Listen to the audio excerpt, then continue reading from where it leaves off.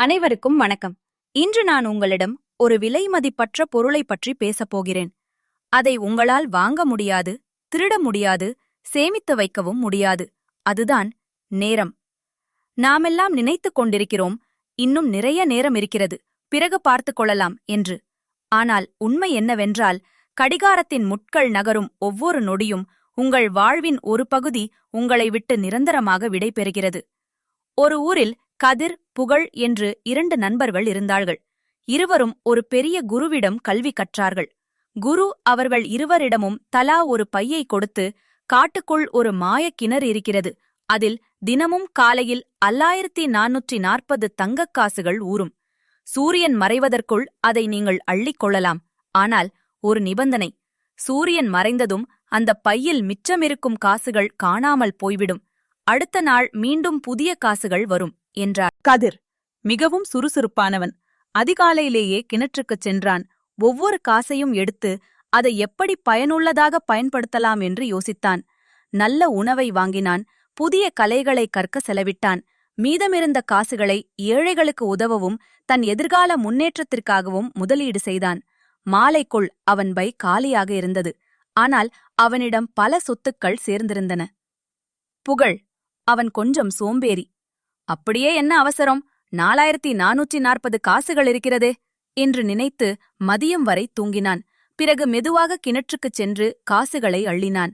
ஆனால் எதை வாங்குவது என்று தெரியாமல் ஊர் சுற்றினான்.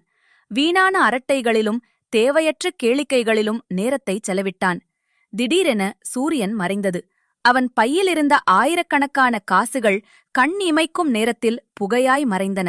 அவனிடம் இப்போது ஒன்றுமே இல்லை. நண்பர்களே, இந்த கதையில் வரும் அந்த கிணறுதான் நம்முடைய வாழ்க்கை.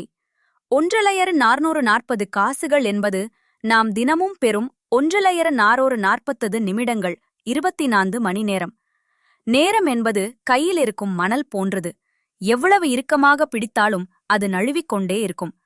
புகழைப் போல பிறகு பார்த்து கொள்ளலாம் என்று தள்ளிப் போடுபவர்கள் வாழ்க்கையின் இறுதியில் வெறுங்கையோடுதான் நிற்க வேண்டியிருக்கும். ஆனால் கதிரைப் போல ஒவ்வொரு நிமிடத்தையும் செதுக்குபவர்கள் காலத்தை ஆள்பவர்களாக மாறுகிறார்கள். நேரத்தை நீங்கள் ஆள வேண்டுமென்றால் இந்த 3ஐ கடைபிடியுங்கள். 1. மிக முக்கியமான வேலை எதுவோ அதை முதலில் செய்யுங்கள். தேவையில்லாத அலைபேசி பயன்பாடு, வீண் அரட்டைகளை தவிர்த்தாலே பாதி நேரம் மிச்சமாகும். 2. நாளை என்பது ஒரு மாயை. வெற்றியாளர்கள் அகராதியில் இன்று, இப்பொழுதே என்ற சொற்கள் மட்டுமே உண்டு. 3. ஒரு வருடத்தின் மதிப்பை தேர்வில் தோல்வியுற்ற மாணவனிடம் கேளுங்கள். ஒரு நிமிடத்தின் மதிப்பை ரயிலை தவறவிட்டவரிடம் கேளுங்கள். ஒரு மில்லி செகண்டின் மதிப்பை ஒலிம்பிக்கில் வெள்ளிப்பதக்கம் வென்றவரிடம் கேளுங்கள். முடிவாக ஒன்று சொல்கிறேன்: நேரம் உங்களை ஆள அனுமதித்தால் நீங்கள் அடிமை. நீங்கள் நேரத்தை ஆளத் தொடங்கினால் நீங்களே அரசன். நேரம் உனக்காக காத்திருக்காது என்பது கசப்பான உண்மை. ஆனால் அந்த நேரத்தை நீ ஆளக் கற்றுக்கொண்டால் இந்த உலகமே உனக்காக காத்திருக்கும் என்பதுதான் இனிப்பான உண்மை. எழுந்து நில்லுங்கள். ஒவ்வொரு நொடியையும் உங்கள் வெற்றிக்காகச் செலவிடுங்கள். நன்றி, வணக்கம்.